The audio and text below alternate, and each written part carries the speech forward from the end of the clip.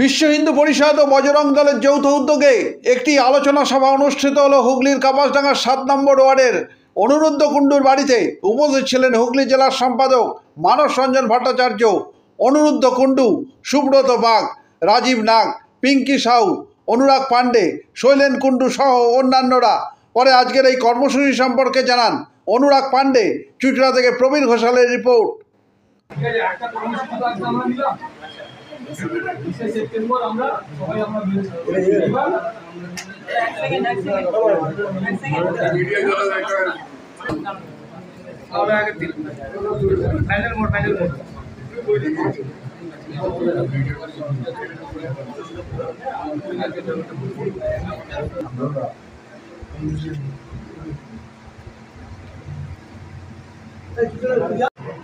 আগামী 20 সেপ্টেম্বর দিন শনিবার বজরং দল পক্ষ থেকে একটা হনুমান চালিসা পাঠ আয়োজন করা হয়েছে।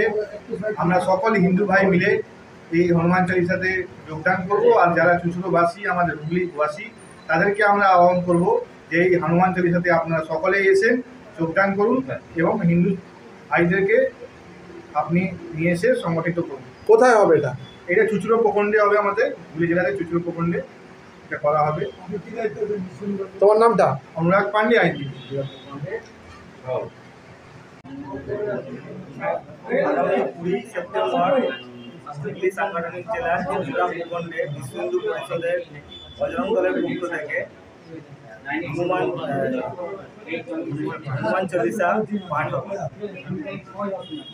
উক্ত দিনে সকল হিন্দুত্ববাদী ভাই দাদাদের সাগর আমন্ত্রণ জানানো।